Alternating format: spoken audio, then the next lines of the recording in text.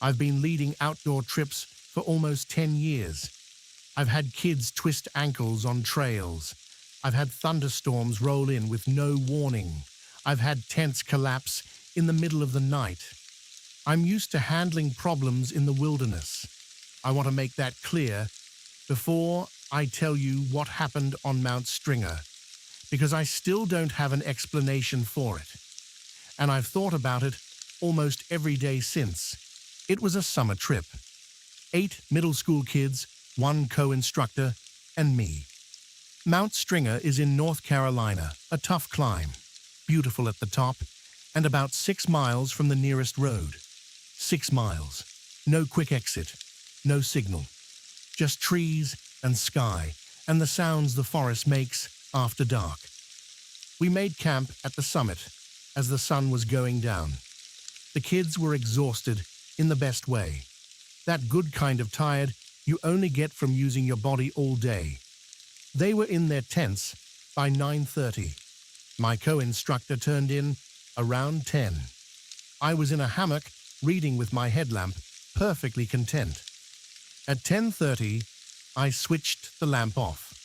The moon was full that night, bright enough to read by if I'd wanted to. From where I was hanging, I had a clear line of sight straight down the trail we'd hiked up. It was one of those nights where the world looks like it's lit from underneath. Still, quiet.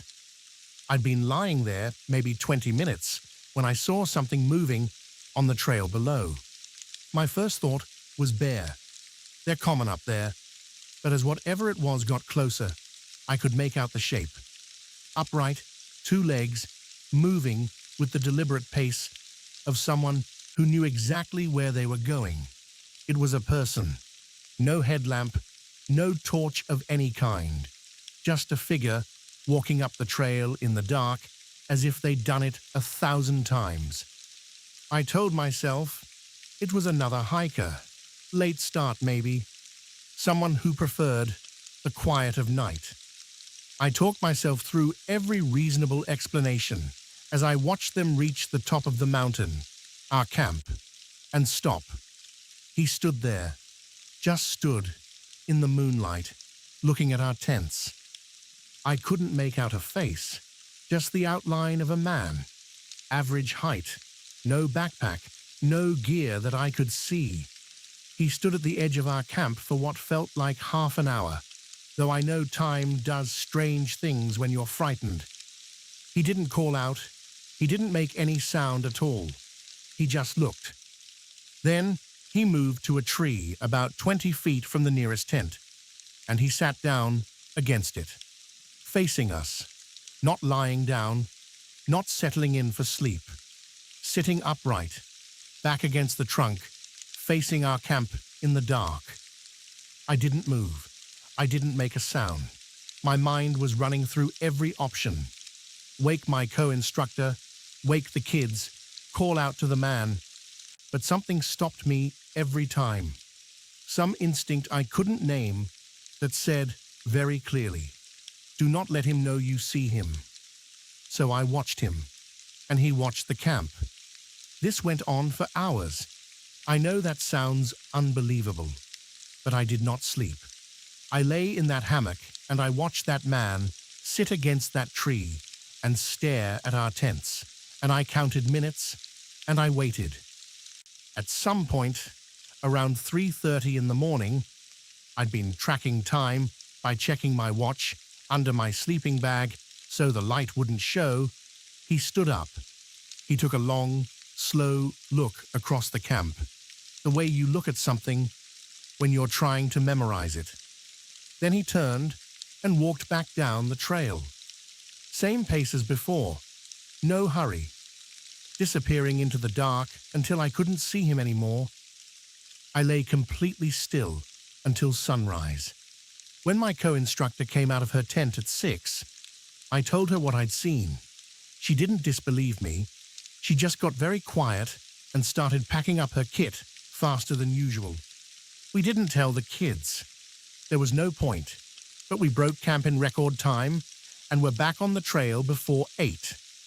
I've never been able to explain it. A night hiker with no light and no gear, 6 miles from any road, who climbs to the summit of a mountain, watches a group of sleeping children for 4 hours, and leaves without ever making a sound. I still lead trips. I still love what I do, but I haven't been back to Mount Stringer.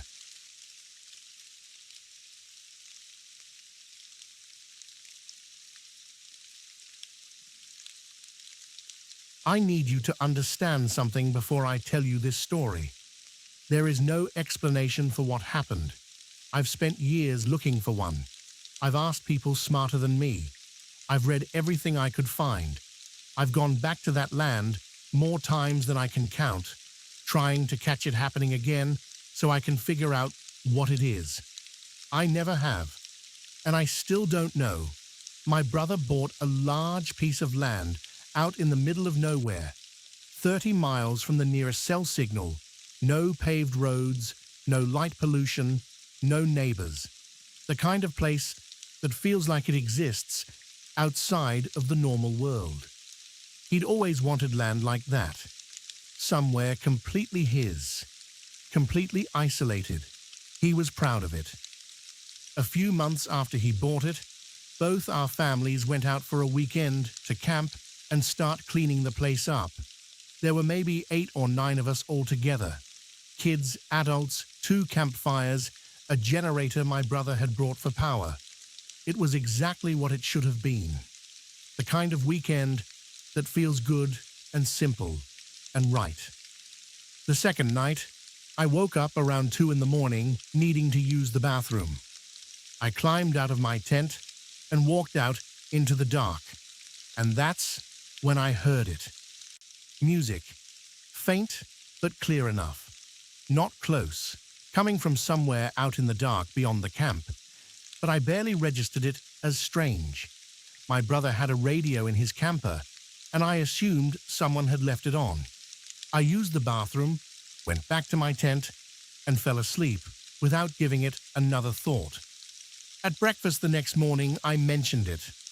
Something like, "Hey, whoever left the radio on last night, it woke me up." And then something strange happened. One by one, the people around that fire told me they'd heard it too. My sister-in-law had woken up at some point in the night and heard music. My nephew had heard it. 2 of the other adults said they'd been woken by it at different points in the night. 5 or 6 of us had heard music coming from somewhere out in the dark. But when we started comparing notes on what we'd heard, that's when I felt something cold move through me. None of us had heard the same thing. My sister-in-law heard what she described as country music. My nephew said it sounded like old hymns, the kind you'd hear in a church. I'd heard something that sounded like a radio broadcast, voices half mixed with static and melody. Someone else said they'd heard something they couldn't even describe as music exactly, more like tones, layered sounds, like nothing they'd heard before. We were all in the same camp, under the same sky, 30 feet apart, and every single person had heard something completely different. I looked over at my brother, the one who owned the land. He'd been quiet through all of this. He told us that he'd woken up in the middle of the night too, and gone outside to have a smoke. He'd heard music coming from out in the dark as well, clear enough that he'd walked around the camp looking for whoever had a radio on. He couldn't find the source. Then he told us the part that stopped every conversation at that fire. He was the only one who had a generator, the only one with a functioning radio. He'd checked when he got up. It was off. He was certain of it. There were no other people anywhere near that land that night. No roads close enough for a passing car, no neighbors, no signal, no power, no source. We sat with that for a long time. I've been back to that land many times since then. It's beautiful in the daytime. Open sky, clean air, the kind of quiet that feels earned. I understand why my brother loves it. But I don't sleep in a tent there anymore. None of us do. My brother built a cabin on the property eventually. When he can't sleep, he sits on the porch and listens. He's never heard the music again when he's awake and listening for it. Only ever when he's just woken up, in that half-aware state between sleep and consciousness. He says it's always different, never the same song twice. I've thought about this more times than I can count. Sleep hallucinations, infrasound from the land itself, shared dreaming. I've looked into all of it. Some of it half fits. None of it fully explains why 8 people woke up at different times throughout a single night and each heard something different in the same stretch of empty dark. The thing that stays with me the most isn't the music itself. It's what my nephew said at that breakfast, right before we changed the subject, and never talked about it as a group again. He was 12 years old. He'd heard the hymns, the church music, and he said that whatever he heard, it didn't sound like it was coming from far away. He said it sounded like it was coming from directly underneath his tent.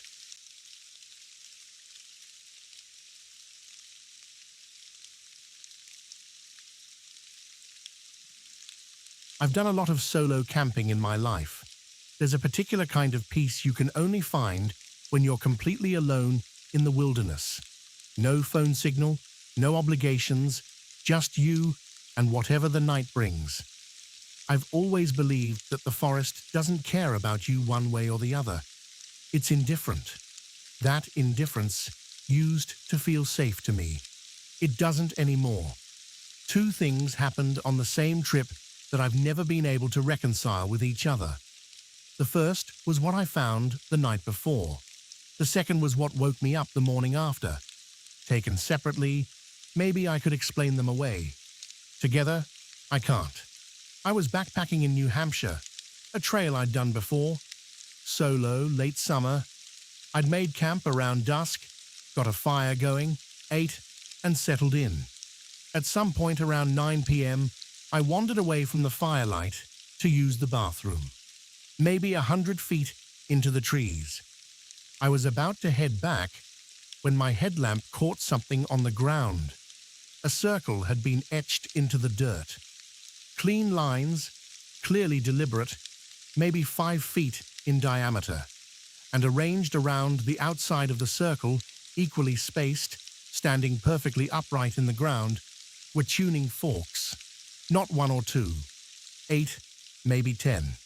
All the same size, all positioned with that same careful spacing, like someone had measured the distance between each one. I crouched down and looked at them without touching anything. They were clean, not rusted or weathered, not like something that had been out there for months. Recent. The etching in the ground was recent too, the edges of the lines still sharp. I stood up and looked around the trees in every direction. Nothing. No sound except the insects. No sign of anyone. I walked back to my camp, got into my tent, and lay there for a long time before I fell asleep. The next morning, just after dawn, I woke to chanting. The sound was coming from above me on the hill, maybe 200 meters, close enough to hear clearly, far enough that I couldn't make out details. A man's voice, deep and loud, rising and falling in a pattern that was almost musical. A language I didn't recognize, though it sounded close to something Latin. Syllables that circled back on themselves. He kept repeating one word that sounded close to the Spanish word for devil, though I don't speak Spanish, and I could have been wrong. Other voices answered him occasionally. A small group, maybe 5 or 6 people, but he was clearly leading whatever was happening up there. I had set up in a natural hollow, surrounded by tall grass and brush. I was invisible from above as long as I stayed still. Every instinct I had said, stay still. So I lay in my sleeping bag and listened for what felt like 20 minutes. The chanting rose and fell. The group responded. The lead voice grew louder, then quieter, then loud again. And then it stopped. There were cheers, brief, almost celebratory, and then footsteps, multiple sets, moving away across the hilltop, fading until there was nothing left but the morning birds. I waited, a long time, until I was sure. Then I climbed up to where the sound had come from. Nothing. No fire circle, no equipment left behind, no marks in the ground. The grass wasn't even significantly flattened. They had been there, I had heard them clearly, for 20 minutes, and they had left no trace. I went back down, packed up my camp, and took the trail out in under an hour. What I keep coming back to is the timing. The tuning forks the night before, arranged, deliberate, placed by someone who knew what they were doing. The chanting the morning after, a group performing something organized, something with a structure and a pattern and a leader. Were they the same people? Was I camped in the middle of something that had nothing to do with me? Something I'd stumbled into without knowing.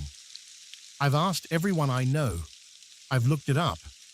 I've found nothing that explains a ritual circle of tuning forks in a New Hampshire forest, or a pre-dawn chant with no trace left behind.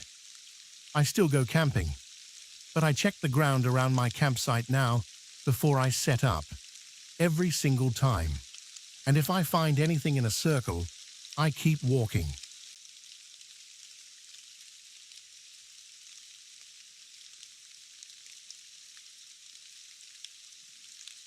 I want to be upfront about something before I start. When I tell this story, most people laugh at some point. Usually it's something my friend said. I get it.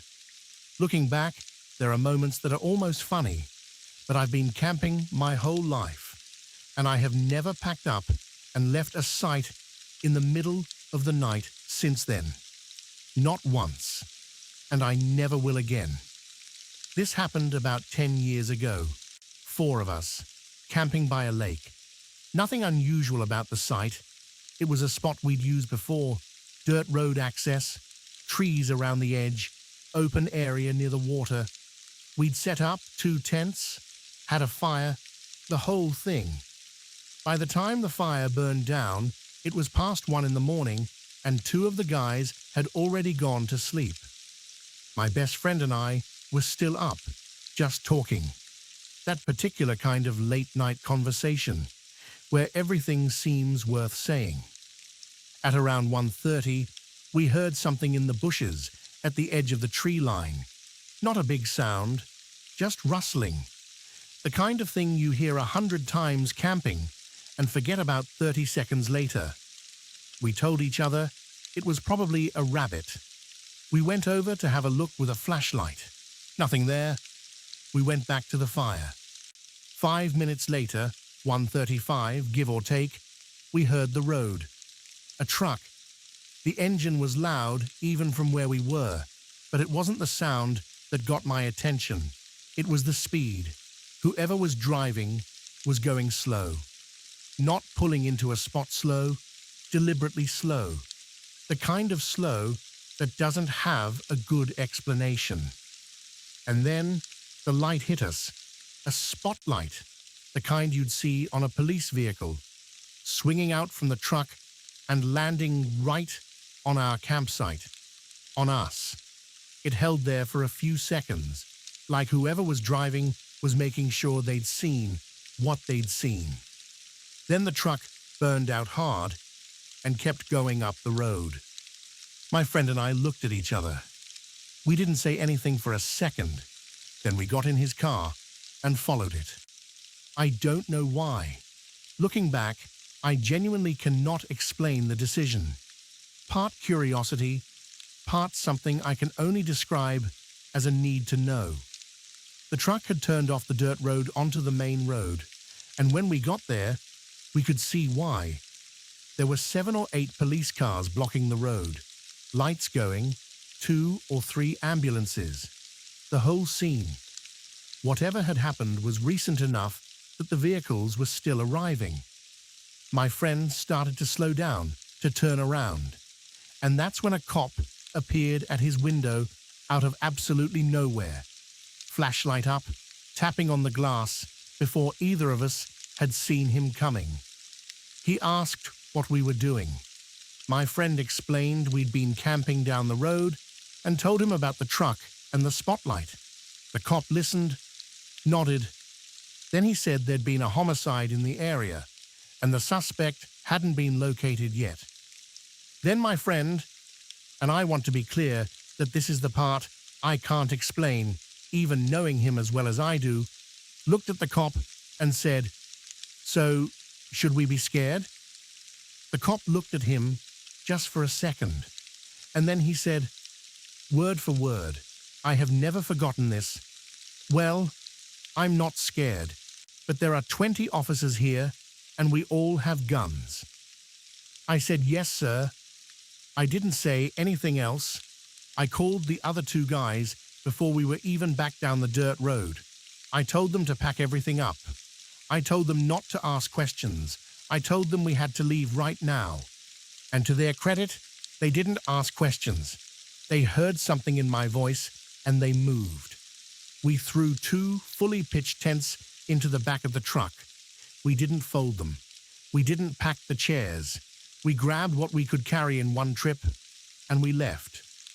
30 minutes later, the police located the suspect at our campsite, where we had been sitting 30 minutes before, at the fire, deciding whether that sound in the bushes was probably just a rabbit. I've thought about the timeline a lot over the years. 1:30, the rustling in the bushes. 1:35, the truck with the spotlight. 2 of us drive up the road. Cop tells us about the homicide. We leave. 30 minutes later, the suspect is found exactly where we were, which means when we were standing at the tree line with a flashlight, looking for whatever had made that noise, someone was already there, watching us, close enough to hear us tell each other it was nothing. And when that truck came by with the spotlight and the driver saw us and burned out fast, I don't know what to make of that either. Whether they were looking for the suspect or whether they saw us and wanted us to see them or something else entirely. I don't know. What I know is that my friend's question to that cop has stayed with me ever since. Should we be scared? And the cop's answer, not me, but there are 20 of us and we all have guns. There were 4 of us and we had nothing.